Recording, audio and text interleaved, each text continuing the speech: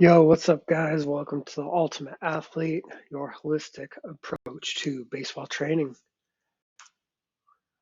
Today, we're going to be focusing on movement, but overall in the program, we're going to be talking about exercise, nutrition, mindset, and sleep and hydration. Mostly, that's going to be our focus through this whole course. Um, these four doctors are the basis of health and everything. You get these down, it'll help you kind of assess where you're at and where you need to focus yourself on. Dr. Happy, core values, your dreams, your goals, your motivations.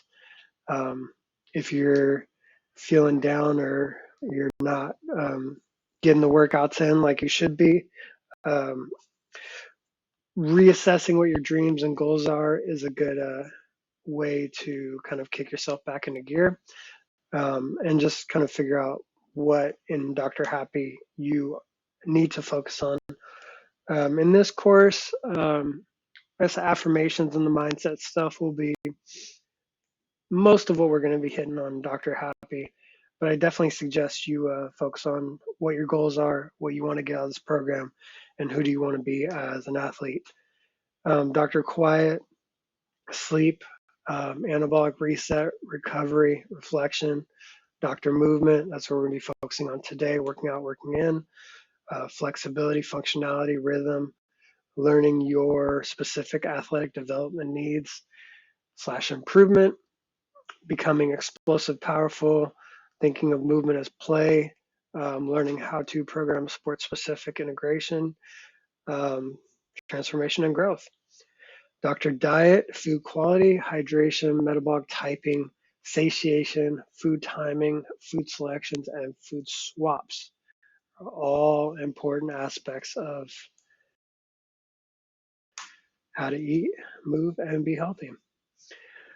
Um, so our principles of health is thinking, breathing, eating, drinking, moving, and sleeping. If all those are in balance, you're probably going to be better than most of your competition. So this is what basically the program is going to be based off of. And this is what I want you to be focusing on for the rest of your athletic career or just the rest of your life. Exercises, there are many benefits and reasons to exercise throughout all seasons, decreasing the risk of injury from balancing the body and making and keeping you strong, increase performance through increased strength, power, and speed. Champions are made in the off season. Nutrition. Proper nutrition is necessary for building mental recovery, mental clarity, and focus. Eating quality foods will make you a better athlete and student. Mindset. It is important to have a champion mindset. Champions are obsessed with growth. Growth doesn't just happen in the field. The way you do anything is the way you do everything is a quote I really like. One mindset shift that you can make right now is change the word losing to the word learning, and you will never not grow. We'll go into that in depth a little bit more later in the program. Sleep, physical and mental recovery happens while you sleep, 4 hours of each. So if you're not getting 8 hours of sleep, you are not recovering fully, which means that you are not showing up at your best in school and on the field. Also, don't sleep on naps. A little pun there. If you need them, take them. I would also highly recommend trying meditation, breath work, or Qigong to help you calm the mind, which will help you remain calm while playing. I'll be linking some different meditations and breath works and things that I think are highly beneficial for athletes. Um, so we got in season, postseason, and preseason. The program that I wrote out is mostly off-season programming, but I do want you to focus on creating, like moving yourself from off-season to in season. In season, you don't want to stop working out because you don't want your performance to decline as the season goes on. In season, we want to move more towards twice a week of strength training. Usually, full body is good. A couple days a week of mobility, and then the rest is practice and games. But you want to be able to do enough that you're not losing strength. So it's about maintaining strength in the in-season speed and power, mostly focusing on mobility so the body can remain balanced all throughout the season. Because when we throw and we hit in one direction, our body tends to get twisted up. Postseason workouts are about recovery. Well, this is just a couple weeks after the season's over. So again, take the program that you have, adjust it in season and postseason. You can do twice a week workouts and really focusing on our mobility, not going super heavy. This doesn't have to be that long of a time period. Postseason workouts are about recovery. I call it wring out the washcloth, wring out the body like it's a washcloth. By the end of the season, we're all twisted up from twisting one direction, so that we often need to twist the other way to correct those imbalances. So like our chest openers, just reversing the direction that we go in over and over throughout the season, stretching out those super tight muscles that are getting overused. Preseason or off season is where we focus on getting ready for the season. We start by building strength, and as we get closer to in season, we progress into building power, explosiveness. Depending on how much time you have between season is what depends on how much time you spend on either strength or power. 3 to 5 days a week, training mobility at the beginning of each session. The program I have written out for you is a 5-day-a-week program, but if you need to break it off into 3 days, break it off into 3 days. Give yourself what you need. If you are doing 3 days, I would suggest probably 2 full body exercises, 2 full body days, and 1 conditioning day. Or if you rather prefer 1 upper body day, 1 lower body day, and 1 focusing on our plyos and our sprint drills. Take the program you have and make it work for you. Obviously, if you can do 5 days a week, that's going to be the most beneficial. But I understand that time can be an issue and you're doing other things rather than just lifting weights. So give yourself what you need during this program.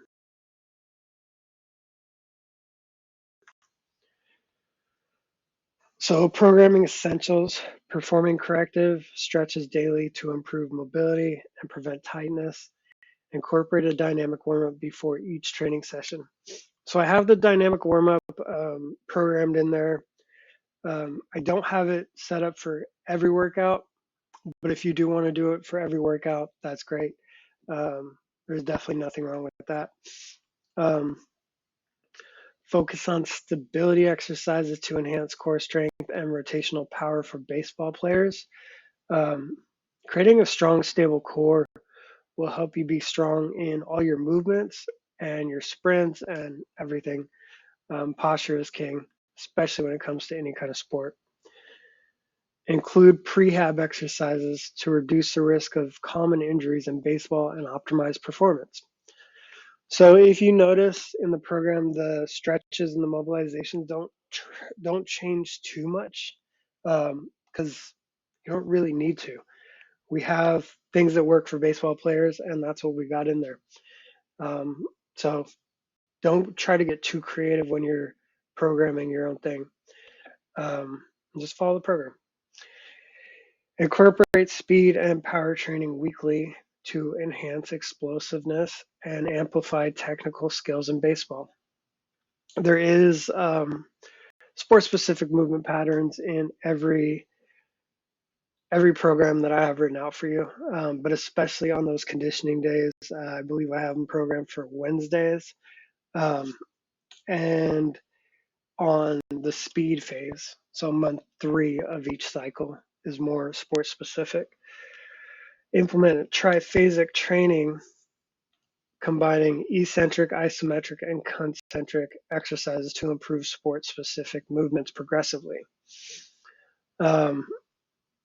So like an isometric movement as a box jump would be like like rebound jumps, so jumping off the box jump and sticking the landing, jumping on maybe one leg, landing on one leg, and then moving on to eccentric and concentric. Concentric's more of the power, and eccentric would be more of the controlling those rebounds and exploding into the next movement. Prioritize regeneration techniques for proper recovery and optimal training results. Active recovery is essential for applying intense and consistent training stress.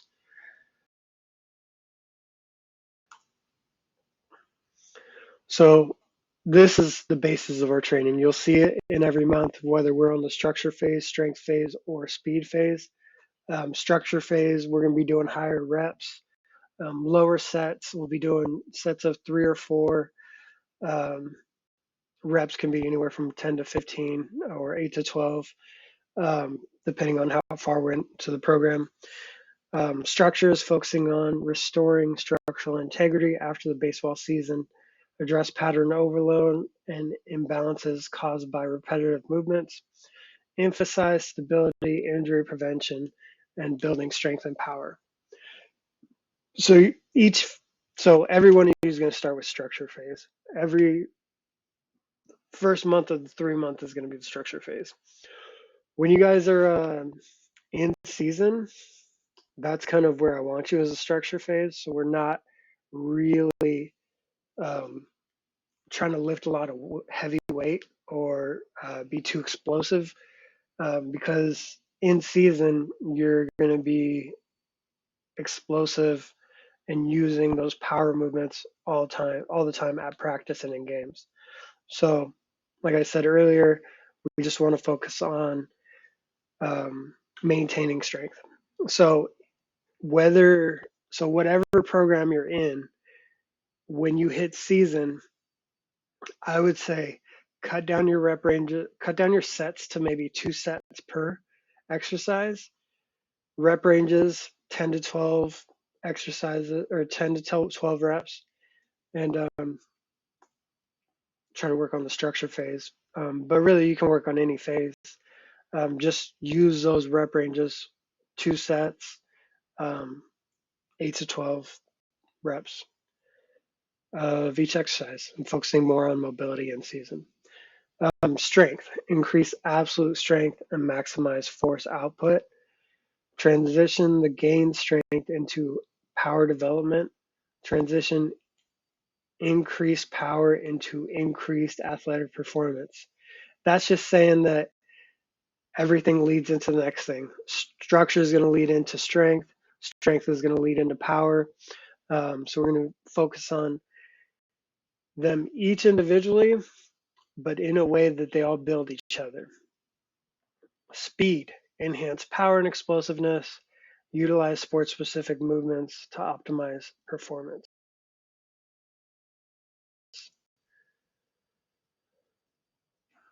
So this is kind of the basis of how we program, create a successful program. Working out increases strength, power, structural integrity, and overall athletic performance. Proper mechanics and the right exercise are necessary for elite athletic performance. So proper mechanics are everything. And when we teach the right muscles to turn on, they will turn on when you're utilizing them in game. Working in, learn to listen to when it's time to rest. Our bodies also need to recover and rest. Create a plan with workout days and also days off. On those days, focus on other activities that will increase your athletic performance. Or if you are feeling burned out, maybe you need a day or 2 off completely. We have Saturday and Sunday programmed in as a rest days. I said in the program, if you need that Wednesday as a break, take that day. But also those Wednesday workouts are important too, because they are really specific on the athletic performance. But again, if 2 or 3 days a week is where you're at, then 2 or 3 days a week is where you're at. Do what you need and what you're ready for. Also, in the program, I programmed in all the notes, your first week of every program should be a deload week. So take it easy, step back, pull off the weight a bit. Even when you're doing your explosive movements, maybe on those days don't go as explosive, just focus on the movement and that you're doing it right. Enjoy. Remember, you're playing a game that you love, a game that is fun. Try not to get too wrapped up in the pressure of performance. Do your best, keep showing up and having fun. This is how you will go far in this game and all other games of your life. It's a big one. Remember, it's a game. I've seen a lot of athletes come to me and where they're lacking and where their performance is hindered is that they're putting way too much pressure on themselves and honestly, like hating what they're doing. So always try to bring yourself back to, Dr. Happy with what are my goals here? Am I doing this for fun? Am I doing this for a scholarship or play pros? Just get clear on why you're doing it and enjoy the process while you're in it, because this might be some of the best times of your life, some of the best memories of your life if you let it. Consistency is the key to everything. Be patient and keep showing up for yourself. Enjoy the process, learn from your mistakes, grow. If you don't show up, you can't get better. Consistency matters, not just in baseball, in all of your priorities in life. Do your homework too. So 7 primal movement patterns. We got the squat, the bend, the push, the pull, the lunge, the twist, and the gate. This is everything we need. If we have any imbalances in any of these, we will have imbalances in all of these. Look at that. Squat, bend, push, pull, lunge, twist, and gate. Use every one of these primal movement patterns while you're playing baseball, and I can prove that every other sport too, but especially in baseball. Um, you can't get away from any of it. So every one of these are programmed in every week. So make sure if you are changing up the program because of time or whatever, and you're maybe taking a couple of workouts from program 1 and putting them into program 2 so that you can get more of a full body split, just don't forget you need to squat, you need to bend, you need to push, you need to pull, you need to lunge, you need to twist, and you need to work on your gait. Squatting is self-explanatory. Bending is a deadlift. Pushing can be a bench press, pulling any kind of rows, lunging, a forward, side, back, all the directions. Twisting could be a med ball toss or a wood chop. Gait, run, sprint, mountain climbers. Yeah, there it is. And then finally, I want to go over kind of how this program works. So when the lines are connected like this, that means it's a superset. That means you go from one into the next without taking a break. If you look over into the rests, you might see SS. That means superset. That means go one into the other without a break. If the bottom of that says super SS, just start it over. If the bottom of that maybe has a minute, or this says 0 to a minute, means you can either start over right away or you can take a minute break in between the sets. So a lot of these sets you'll see 3 to 4 and 8 to 12 reps. So we want utilize that as the numbers you're choosing for how you're picking your weights. If you're doing 4 sets of 12, you can probably go heavier. If you're not getting 3 sets of 8, you're definitely going too heavy. Maybe in the beginning you're doing 3 sets on your first week or two. Third week you're feeling good, you want to add that fourth set. And if you're going 4 sets of 12 again, go a little lighter, maybe get 4 sets of 10, maybe 4 sets of 8. Week by week going heavier. For our -3, you'll see -3, -2, and -1 under weight. Sometimes I put percentages under relative weight or relative intensity. So those percentages are usually after we've maxed out, which will be at the end of our 3-month block. And I personally like the -3, -2, -1 because every week you're going to come in feeling a little different. You might feel a little tired. You might feel a little drained. You might feel really good. And like you can go heavier or you need to go lighter. That's what kind of the -3 over the percentages give.